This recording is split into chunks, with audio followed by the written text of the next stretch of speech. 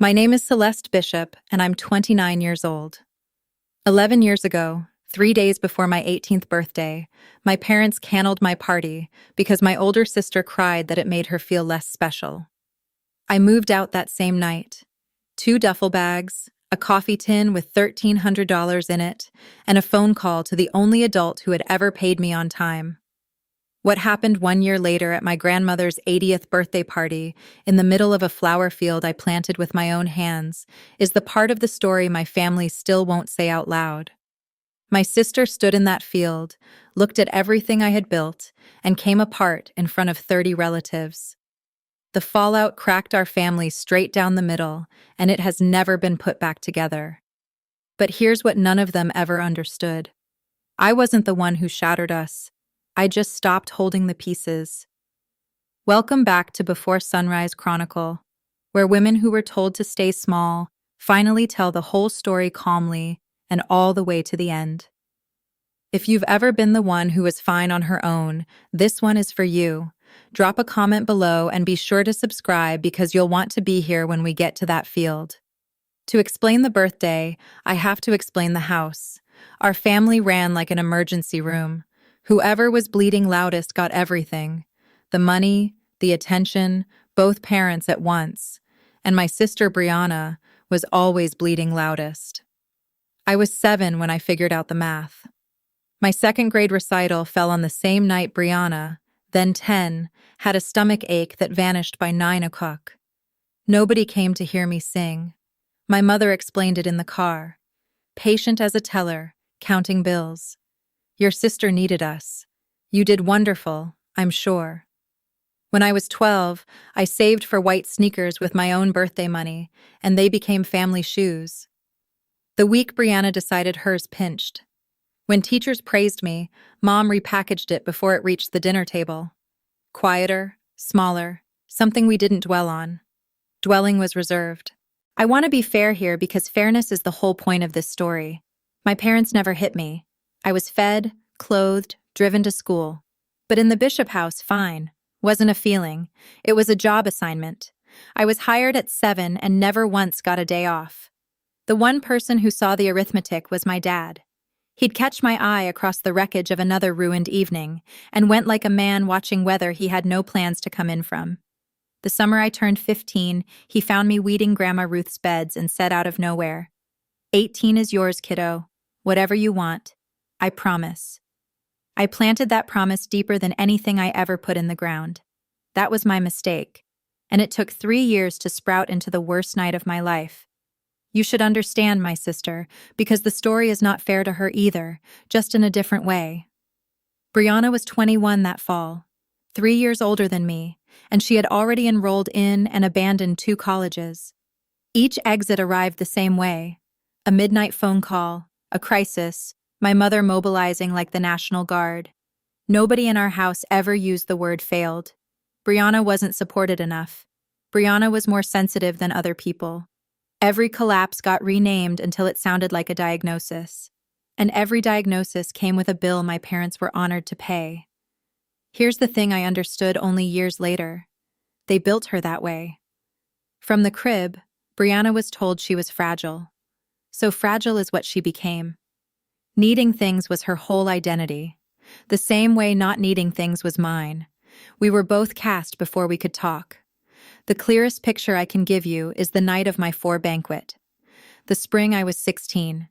I'd won a county ribbon for a raised bed system I designed myself. The first thing I was ever publicly good at. My parents came, which shocked me. Then Brianna called from a parking lot crying about a boyfriend, and dinner ended before the awards did. I rode home with my ribbon in my lap. In the kitchen, Brianna saw it and her face crumpled like I'd slapped her. Tonight was awful, she said. And you're standing there with a prize. It's supposed to be about me right now. She said it the way you'd cite a rule because in our house it was 1. My mother made her tea. Nobody asked to see the ribbon. I pinned it inside my closet door where things that were mine had to live. What saved me was dirt. At 14, I started weekends at Hollis Greenhouse on the edge of town, hauling flats and washing pots for June Hollis, who was 63, built like a fence post, and constitutionally incapable of flattery. June paid me in wages, eye rolls, and free advice, which is to say, she paid me more than anyone ever had. By 17, I could run her seed room alone. Every paycheck went into a savings account at First Hartwell Bank. $9,412 by that September, 3 years of Saturdays. One detail matters. I opened that account at 14, and the bank required an adult on it, so it was a joint account with my mother.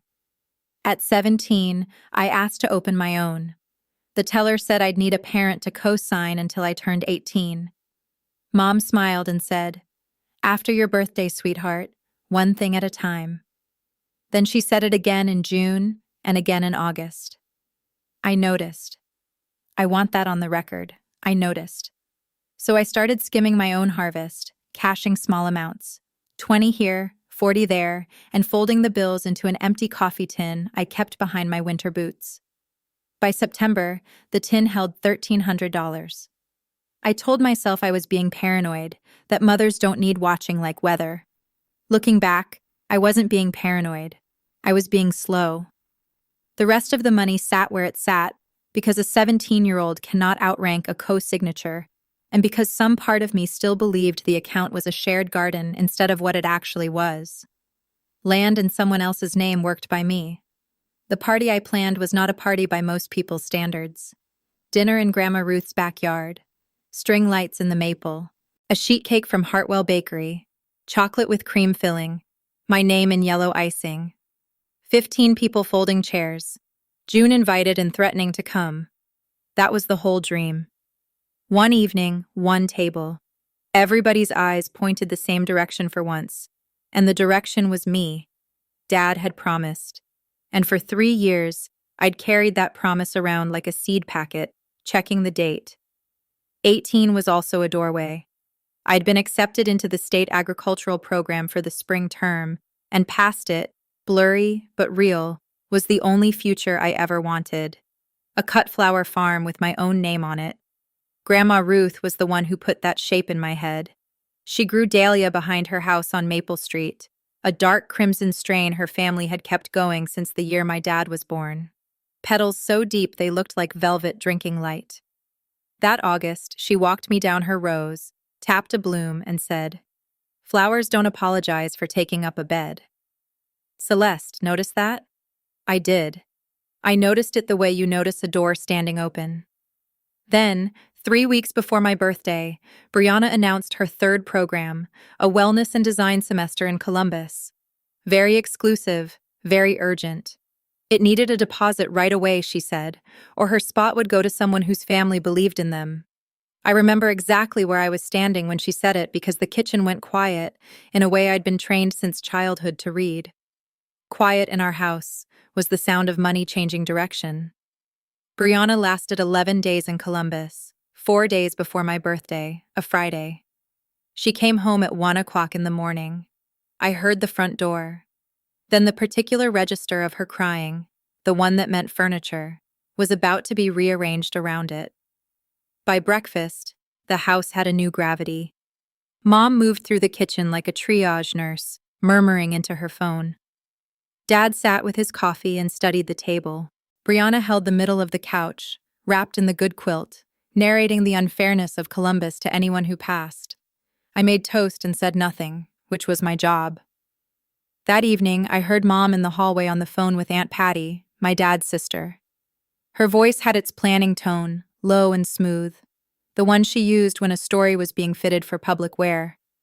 I caught the phrase, "What's best for the family right now?" and the smaller phrase after it, the one aimed at me without my name attached. Well, she's got her whole life for parties. I stood in my room with a stack of paper invitations I'd hand-lettered myself, because we'd never gotten around to sending them, because something in me had known better than to make it official. 15 envelopes. I'd drawn a little dia on each one. I put them in my desk drawer face down and told myself the math could still work. That even in our emergency room, a girl only turns 18 once, and surely that outranked a homesickness. The next morning, Saturday, my mother knocked on my door with 2 mugs of cocoa. She had her gift-wrapping voice on, and I knew before she said a thing exactly which gift was about to be taken back. She sat on the edge of my bed and arranged her face into kindness. "Sweetheart, about Tuesday. Tuesday, mind you. My birthday had become a day of the week. Your dad and I have been talking. With everything your sister is going through, a party right now would just rub salt in it. She sees you celebrating with her life upside down. Honey, it would break her." I asked what exactly they wanted to do. "Postpone," Mom said. "Bright as a coupon. Just until Brianna's stronger. We'll do something small later. Family only. Later. In the Bishop house." Later was where my things went to die. I looked at her and did something I had never done at that kitchen table pitch of my life. I asked the real question. "When was my turn scheduled, Mom? I'd like to see the calendar." Her face flickered, then settled, and she said the sentence that has followed me for 11 years. "Oh, Celeste, don't be dramatic. You've always been fine on your own." There it was. The family constitution read aloud at last. Being fine was my contribution, the tax I paid so the household could balance. Behind her, my dad appeared in the doorway. And this is the part that stayed sharp longer than any of it. He looked at me and he knew. 18 is yours, kiddo, I promise." He put one hand on the doorframe, opened his mouth, and then Brianna called from downstairs, wet and urgent, and the doorway was empty. 30 seconds, maybe less. That's how long a 3-year promise takes to fold. Mom squeezed my knee on her way out. "You'll understand when you have a sensitive child," she said. I sat very still after they left, listening to the house arrange itself around my sister one floor down. I didn't rage and I didn't beg. And if you've ever been the strong one, you know why. Practice. What I did was open my laptop and check the balance on a savings account. Then that evening, the bakery called and canceled nothing. The girl from Hartwell Bakery was calling to confirm the changes on Order 41. I said I hadn't made changes.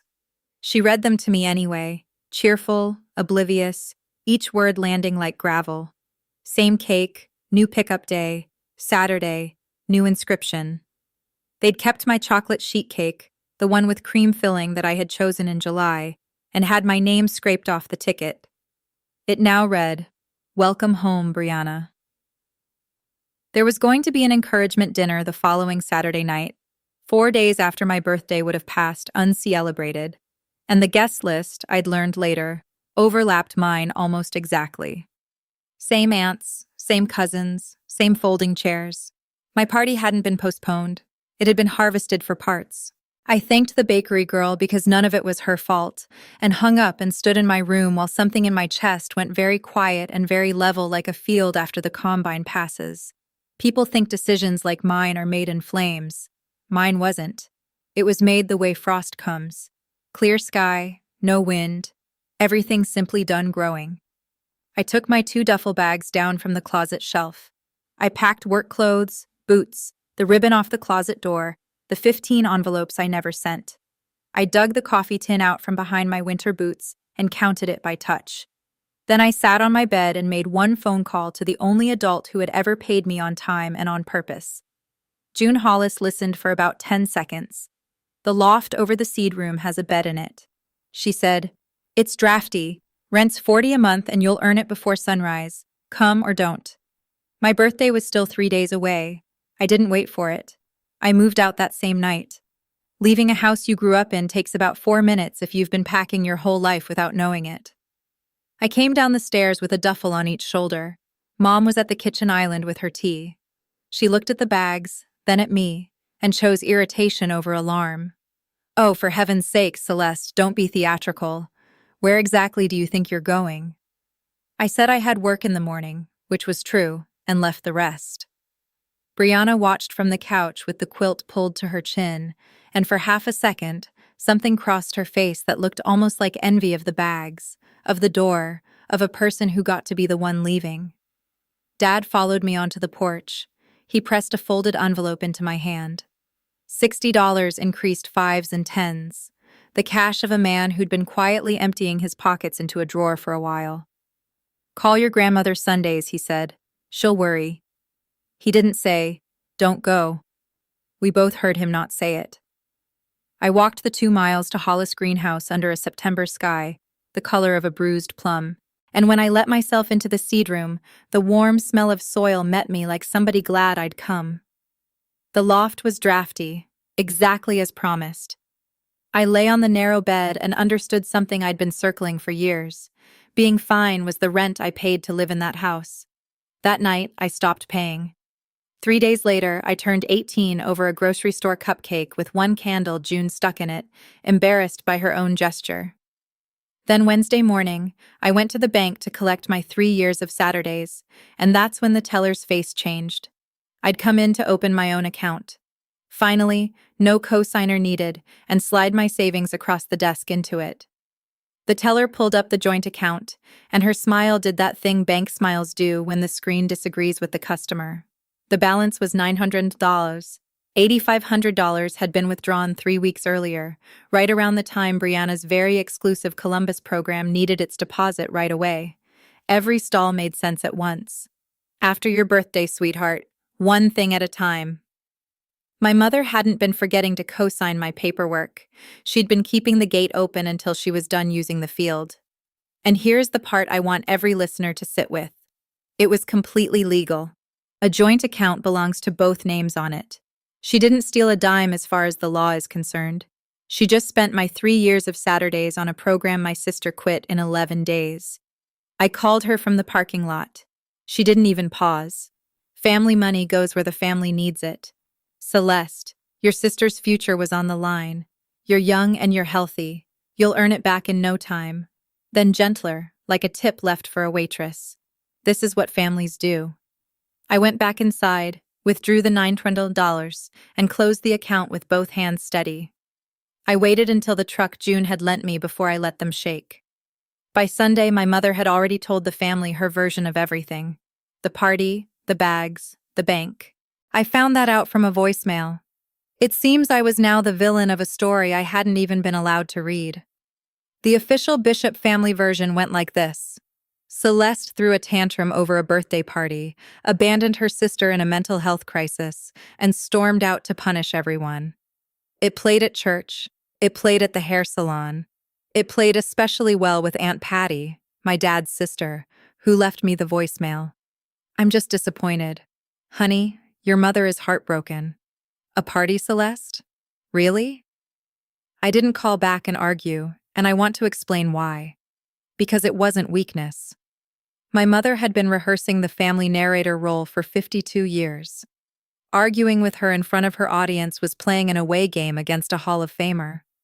I decided my side of the story would have to grow up out of the ground where nobody could talk over it. The first Sunday of October, a mud-brown sedan crunched into the greenhouse lot, and my grandmother Ruth climbed out of it. 79 years old, cane in one hand and a shoebox under her arm. She looked around the seed room like a woman inspecting a fence line, then set the box on the potting bench. Inside, packed in wood shavings, were dahlia tubers, knobby-by, ugly, miraculous things dug from the crimson row behind her house on Maple Street. Her family had kept that strain alive since the year my father was born. "You know what these are?" she said. It wasn't a question. Plant them somewhere they'll get looked at. Then she patted my cheek with a hand like paper and said she was missing her program. I made it all the way to her taillights before I finally came apart. And I want you to notice it took a kindness to do it. Being robbed hadn't managed. Being handed something did. That fall and winter, my life shrank to a rhythm you could set a watch by. Greenhouse from 5:30 to 2. Hauling, watering, learning June's seed room like scripture. Then the dinner shift at Rosie's Diner until 10 huntois, carrying meatloaf specials to men who tipped in quarters and advice. Back in the loft, I read June's beat-up growing books until the word swam: succession planting, cold hardiness, stem counts per row foot. I filled a spiral notebook with plans and crossed most of them out, which June assured me was the whole job. I also wrote to the state agricultural program and deferred my spot 1 year. I told them it was financial. It was, but it was also this. Somewhere between the bank and the shoebox, my plan had changed shape.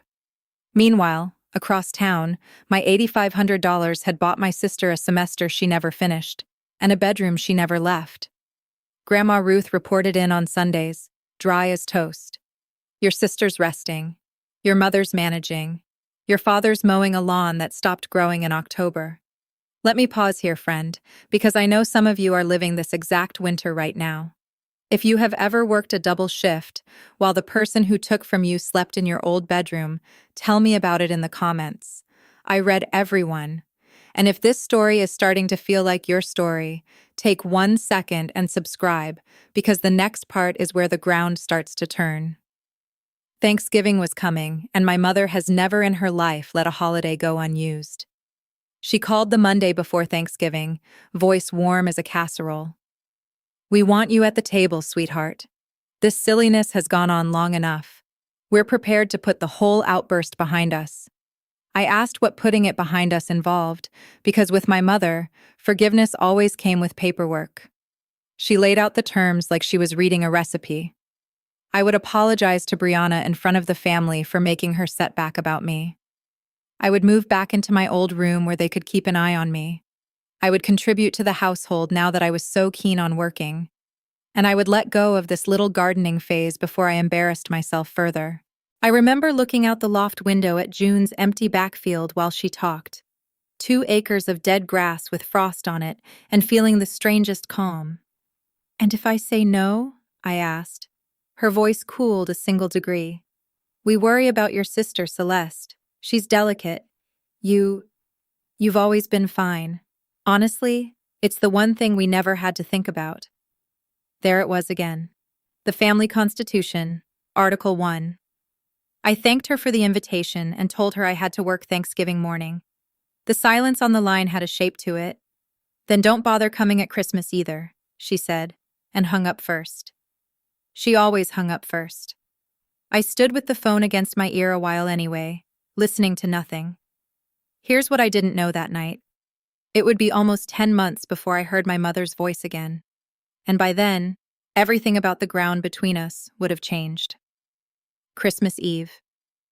The greenhouse was closed, and the loft was so quiet, I could hear the propane heater think about quitting. I'm not going to dress this part up because some of you have sat in this exact chair. I wrote my mother a Christmas card. Took me an hour, 4 drafts, the last one down to almost nothing. "Merry Christmas, Mom. I'm safe. I'm working." Then I sat with the stamp on my tongue and understood with a clarity that tasted like glue that I wasn't writing to my mother. I was writing to a mother I had invented, one who would read it at the sink and soften and drive over with cocoa. That woman didn't live at my parents' address. I put the card in the drawer with my 15 unsent invitations. The collection was growing. Around 8, headlights swept the lot, and Grandma Ruth let herself into the seed room with a tin of molasses cookies and zero explanation of what she'd told my parents about where she was. We ate them next to the seedling heat mats, and she inspected my spiral notebook like a loan officer, which looking back she sort of was. June stumped in near 9 with something wrapped in butcher paper, a spool of striped gross grain ribbon, heavy, the good kind. "For your first market table," she said, daring me to make it emotional. I didn't dare. But when they'd gone, I stood the spool on the windowsill where the invented mother's card would have lived, and it looked exactly like what it was, a bet. 2 old women had just wagered on a girl with $900 in a shoebox. In January, June raised the stakes herself, and what she offered me came with a contract and no mercy. The second week of January, June walked me out to the backfield in boots and a dead man's barn coat and made me the offer that split my life in two before and after. 2 acres of ground behind the greenhouses, south-facing, water line already run to the old sheep trough. "I don't do charity," she said before I could say anything at all. 3 seasons, $900 a season, first season up front. You supply your own sweat, your own seed, your own mistakes, written down proper, both signatures, so neither of us can get sentimental about it. $900 was nearly everything left from the account, and everything left in the coffee tin after seed catalogs was already spoken for. Trellis netting, silage tarps, a used walk-behind cedar with a wobble. I stood on the frozen ground and did the math 3 times, and the math said no, and something underneath the math said now. I signed at her kitchen table that Friday. 2 acres, $900, and a shoebox. That was my whole inheritance, and it turned out to be enough. The same week, a letter from the state agricultural program sat on my windowsill, asking me to confirm my deferred spot. I let the deadline pass on purpose. I want to be honest that it scared me worse than leaving home had. Leaving home, I'd had somewhere to walk to. This time I was walking off the edge of my own map. 18 years old, no college, no family, no backup plan on land I didn't own. But you cannot grow anything with 1 foot out of the field. That February, when the ground gave, I buried Grandma Ruth's crimson tubers in trays of damp shavings to wake them. And the first green nubs broke through on the exact morning the county paper would have called foolish mine. Spring made me pay for my confidence almost immediately. I'd started ranunculus and sweet peas, early rows of them, and in late April I planted out ahead of the calendar because the 10-day forecast smiled at me and I wanted a jump on Mother's Day. Then a frost slid down out of Canada on a clear, windless night. The kind that doesn't announce itself. The kind that simply arrives and files its paperwork. I walked the rows at dawn with my breath hanging and $400 of seedlings gone to wet brown rags. I'd known better as the thing June's books had told me. June had told me. I'd heard the warning and gambled anyway because hope is a beautiful liar. I gave myself exactly 1 hour to feel sick about it, sitting on an overturned bucket at the end of the dead row. Then I got the notebook and wrote down the date, the low, and the lesson, because self-pity doesn't compost into anything, but records do. June came out around 7, surveyed the damage with her hands in her pockets, and delivered the eulogy. Frost isn't a verdict, girl. It's tuition. We replanted. I leaned harder on the tough things. Zenus, cosmos, sunflowers, snapdragons under low tunnels, and I baby the dahlia in their trays like a maternity ward, because those weren't just plants. Those were the only heirloom anyone had ever handed me. By the last week of May, the field had gone from graph paper to green rows straight enough that June grunted at them, which from June was a parade. And by the first Saturday of June, I had a problem I'd never once planned for in the spiral notebook. Buckets and buckets of flowers, cut, conditioned, gorgeous, and not one single place to sell them. Yet the Hartwell Farmers Market rents you 8 feet of Saturday for $15. I took the space between a honey guy and a woman who sold goat soap, set up a borrowed card table, and dressed it with June-striped ribbon and a chalkboard I'd lettered at midnight. Mixed bouquets, $15, Zenus like carnival glass, cosmos, snapdragons, blue bachelor's buttons.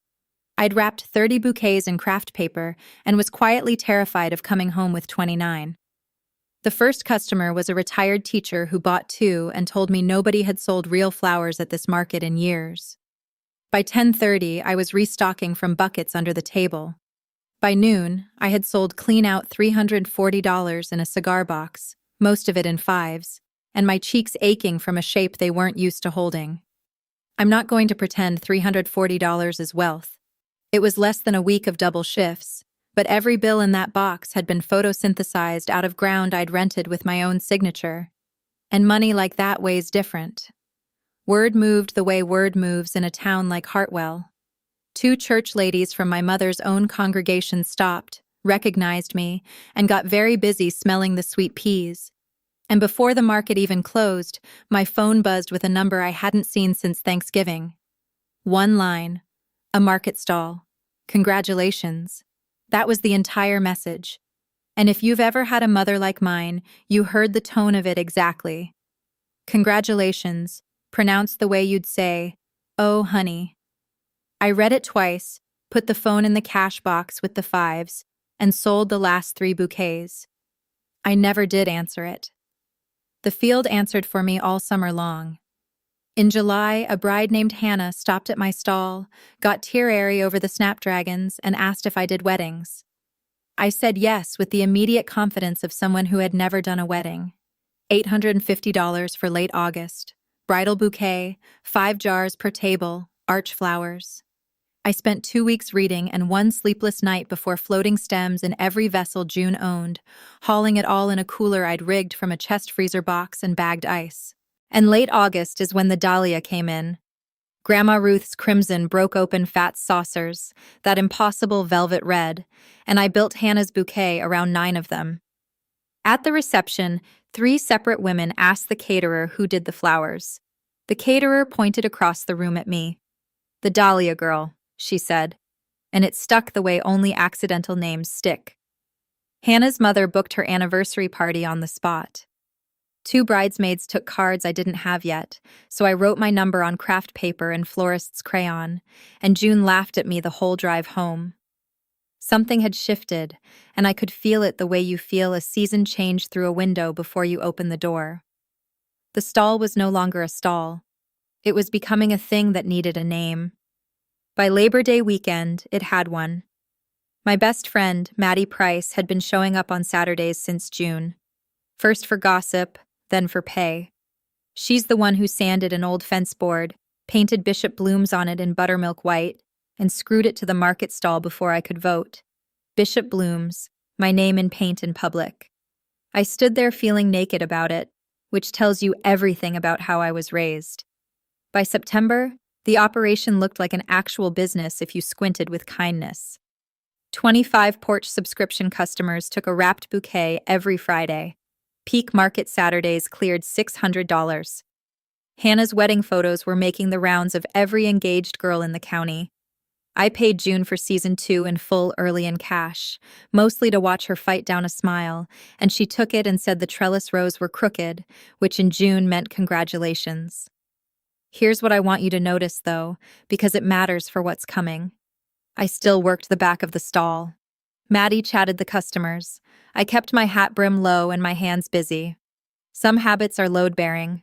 Being seen still felt like standing in a doorway I wasn't invited through. Meanwhile, Grandma Ruth's Sunday bulletins kept coming. Brianna had quit an online course in June and gone quiet. My mother had stopped mentioning me at church, which Ruth said was its own kind of mention. The whole town was doing arithmetic my mother couldn't stop. A girl who supposedly stormed off over a party doesn't usually surface a year later with a field, a sign, and a waiting list. And then the Tuesday after Labor Day, a number I didn't recognize lit my phone, the county paper. And the first thing I told that nice reporter was no. Her name was Dana Whitfield, and she wrote the county paper farm and table column. Somebody at the market had tipped her. I suspected the goat soap woman who considered my life a serial drama. Dana wanted a profile. Young grower, heirloom dahlia, the whole thing. And my mouth said, "Oh no, thank you."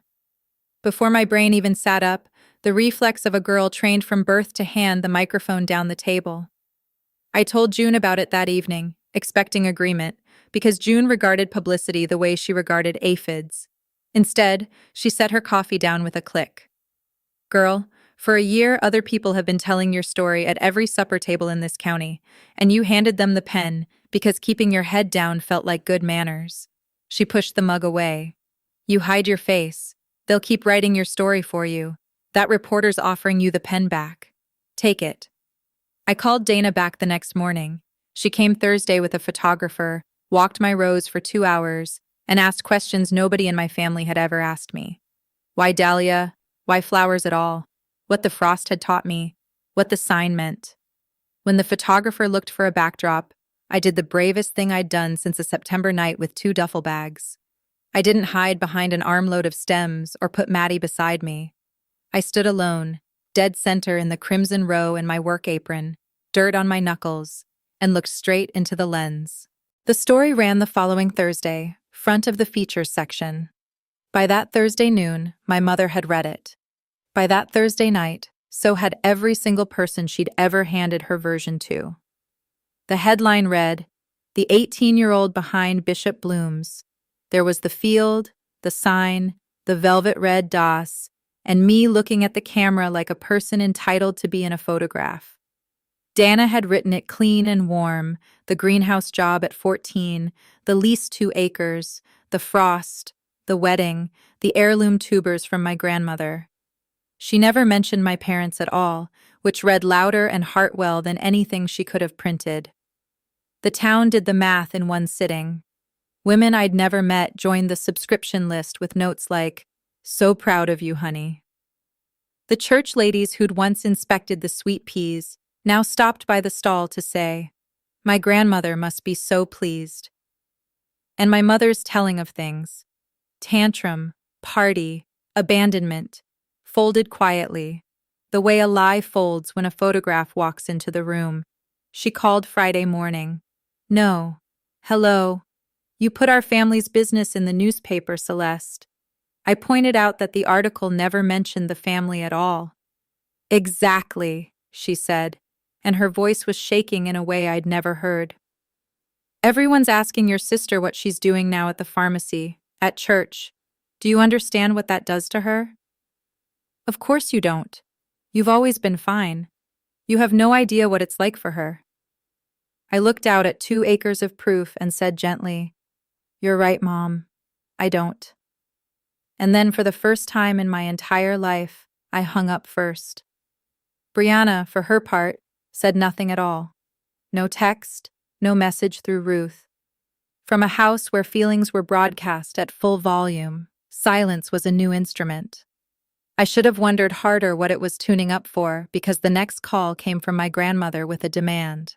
Grandma Ruth turned 80 at the end of September, and she called me herself, which she did roughly never. Phones being in her view a fad. "They're planning my birthday," she said.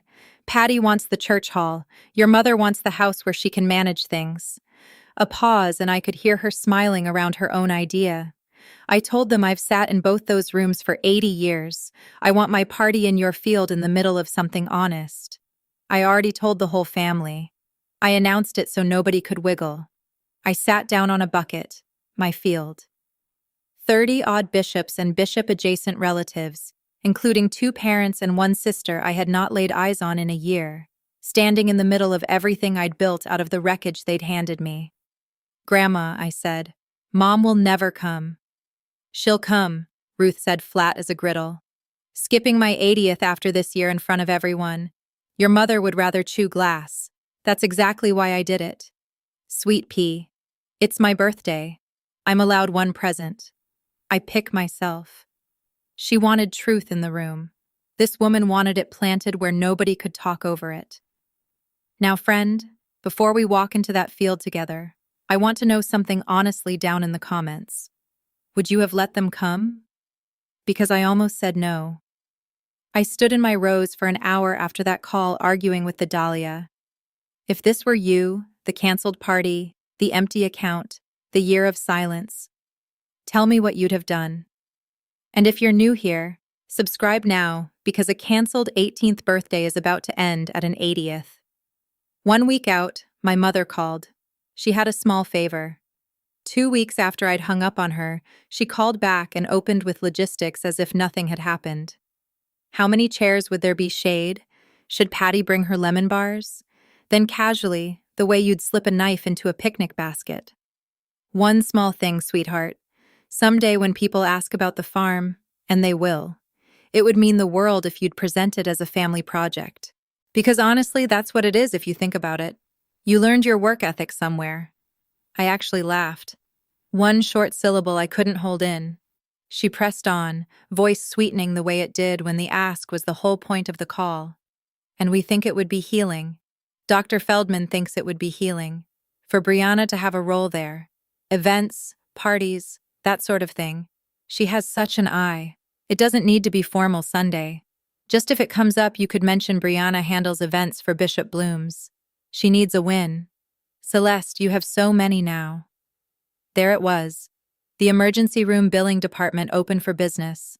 My party, my savings, and now the ask had simply scaled up with the harvest. My name, my field, my year of frost and double shifts reissued as a family project with my sister, installed in the story like a transplant the body was supposed to accept. "No, Mom," I said, calm as I could make it, which by then was very calm. "The farm isn't an apology, and it isn't a prop, but you're all welcome Sunday as guests. I'd genuinely like you to come." The silence went on 1 beat too long. "Fine. she said lightly, and I thought I'd closed the door on the ambush. Looking back, I had only closed the front one. The party fell on the last Sunday of September, 1 year, almost to the week, since I'd carried 2 duffel bags down my parents' stairs. Saturday, we set up. Maddie and June hauled the long tables into the center aisle between the dahlia rows, and I strung lights through the fence posts and the young maple by the gate. String lights, the exact kind I'd once planned for a backyard on Maple Street. And yes, I noticed. And yes, I hung them. Anyway, we cut 200 stems of Ruth's crimson and stood them in zinc buckets down the tables. The field was at its absolute peak, that late September flush, when dahlias burn brightest right before frost, as if they know. Mid-afternoon, a familiar truck eased up the lane. My father alone with 40 folding chairs from the church hall. We hadn't stood face to face in a year. He got out, looked down the rows for a long moment, and said, "Ground drain's good here. That's a love letter," in my father's dialect. We set up chairs together for an hour, mostly quiet. Twice he stopped, straightened, half turned to me with his mouth already open, and both times folded whatever it was back up and put it away, like the $60 in fives. At the gate, leaving, he tried again and got as far as, "Your grandmother's real proud." Then he drove off toward the house where my mother was, no doubt, ironing the outfits and the story both. Maddie found me watching the taillights. "Ready for tomorrow?" she asked. "No," I said. "Set out the coffee urn anyway." The next afternoon, 31 members of my family walked into my field. Every single one of them came, even her, especially her. They came up the lane in a caravan of sensible sedans, and I watched 31 people meet my field for the first time. You could see it land on each face at the gate, the aunts going quiet mid-sentence, the cousins lifting their phones, Uncle Ray actually taking off his cap. Late September had dressed the place better than I ever could. 200 crimson dahlia down the long tables, the light going gold, the rose burning red out to the fence line.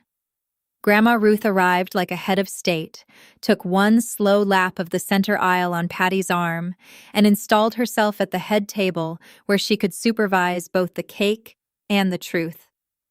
My mother stepped out of the car in her navy church dress, and I'll give her this.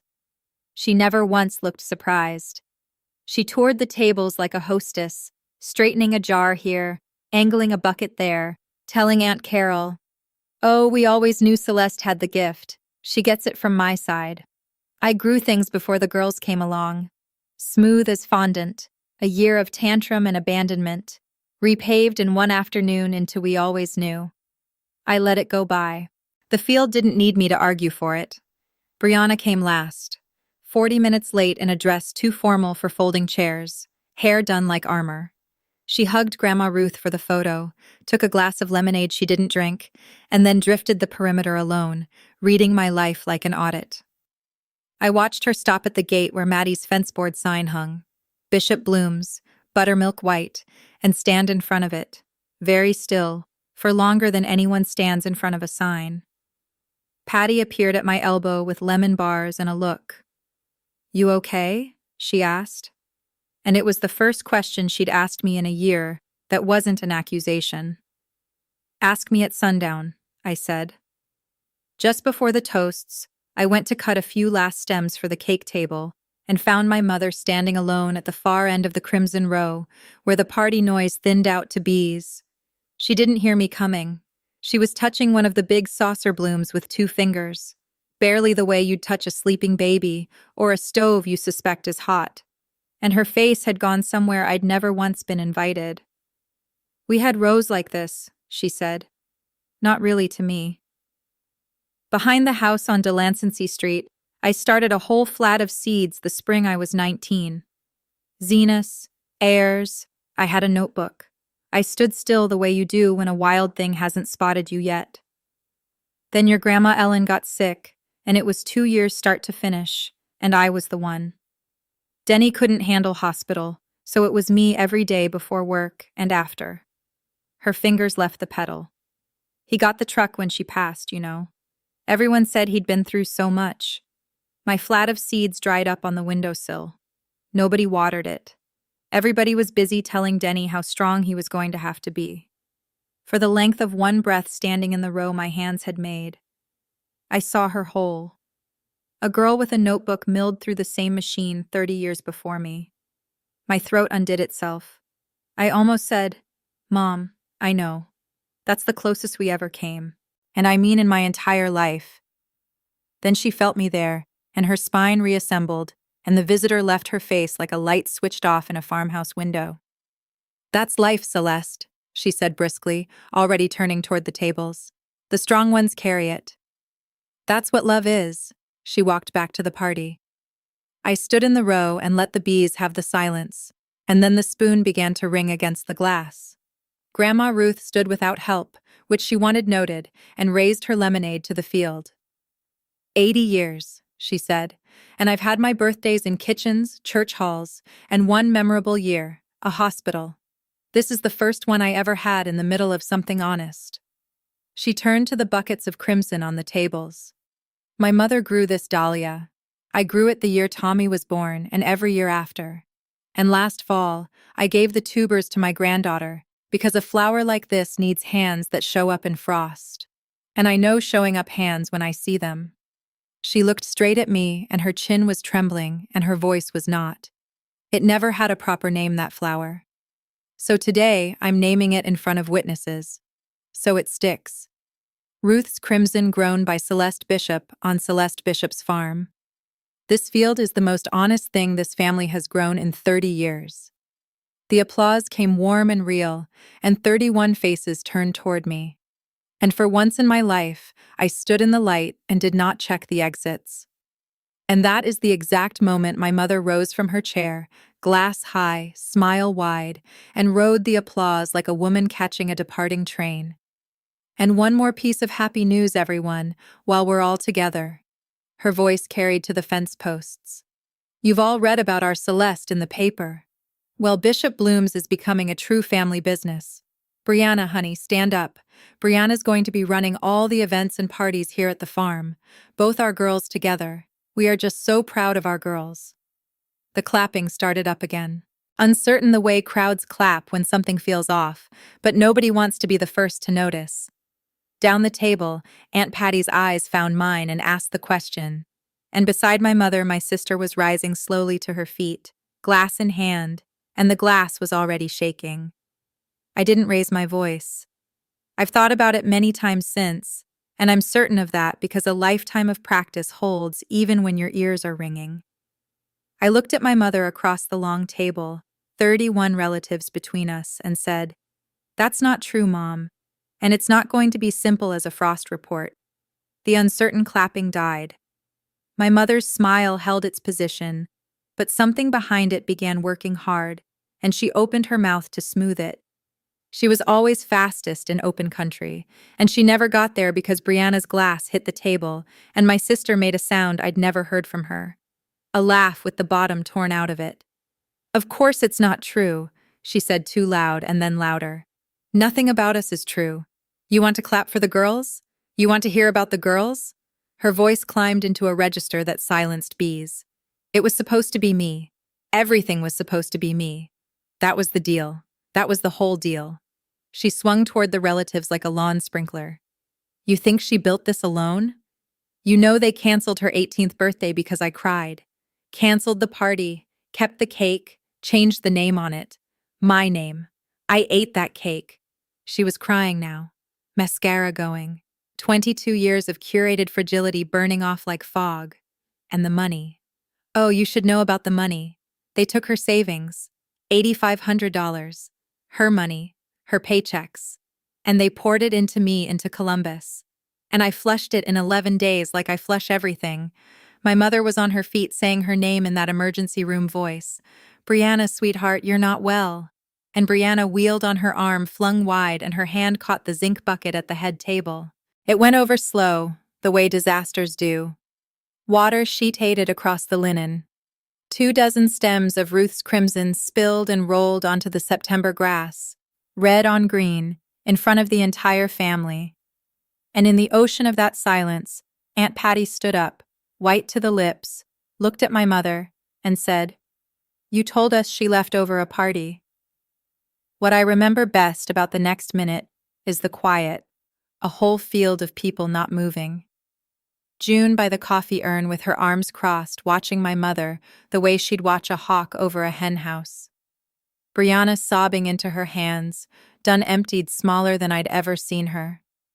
And my mother kneeling on the grass in her navy dress, gathering fallen daws into her arms one by one because her hands needed a task while her empire did its arithmetic. Then she looked up at me, and she said it low just for us, while the whole field held its breath behind me. "Fix this." Her eyes were wet and absolutely steady. "You can fix this, Celeste. Tell them the party was a misunderstanding. Tell them we helped you start this place. We're your parents. It's barely even a lie. Give your sister the events job. That's all. That's all. And this goes back together. And you come home. Sunday dinners, your room, your family. You can finally come home, sweetheart. And here's the part I need you to understand. I wanted it. 11 years later, I can say that plainly. Every cell in me that was ever 7 years old wanted it because it was the thing itself, the actual prize, held out in the open air at last. My mother asking me to come home. All I had to do was pay for it. Same currency as always, shrink the truth, hand over the story, share the name on the sign, disappear at my own table one more time. I looked at her arms full of my grandmother's flowers. I heard the field behind me full of people finally seeing. "You're right, Mom," I said, and my voice came out level as a floor. "I've always been fine on my own. You made sure I got the practice."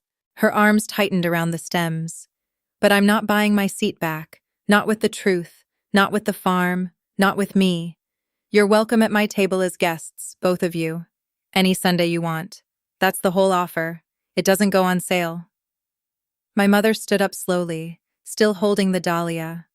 And for a second, I thought, even then, I thought.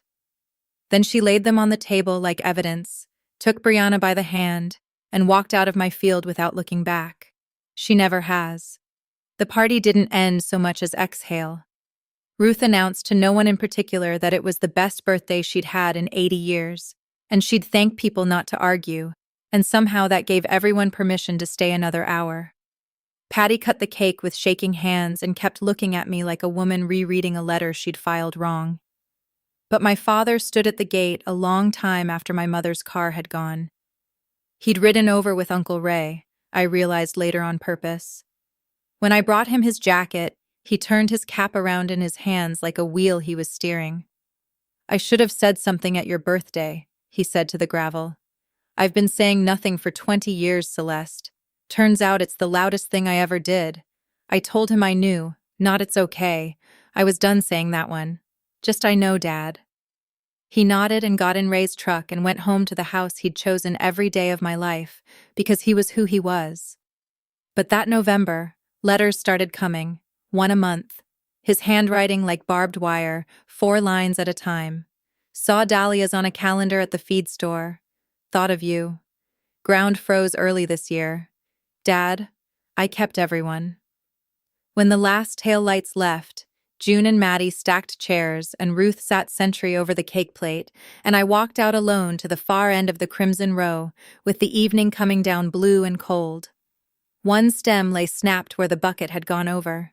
I picked it up and stood there in the dark field that was mine, and understood the last thing, the one I'd been circling all year without landing.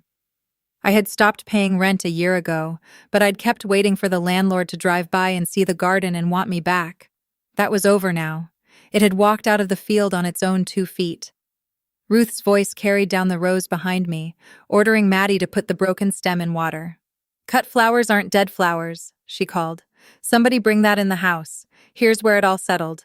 In the plain math of afterward, the family did crack exactly the way the town still tells it.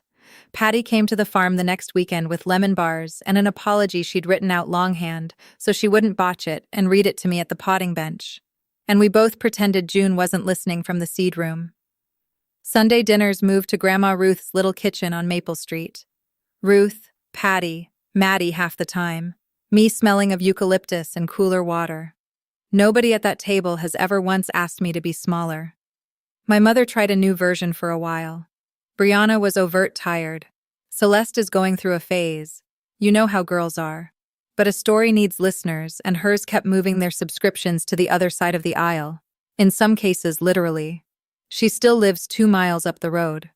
We have not spoken since she walked out of the field, and I've made my peace with the strong possibility that we never will, because peace was on offer only at a price I don't pay anymore. My father writes his 4 lines a month and slips a 20 in at Christmas like contraband, and loves me the way a man loves from inside a fence he built himself. I've stopped grading it. It's what he has. And Brianna. One night that winter, past midnight, my phone lit up with the first words my sister had sent me in over a year. The flowers were beautiful, that's all. No apology, no follow-up. And when I saw her across the pharmacy in March, she looked at her shoes.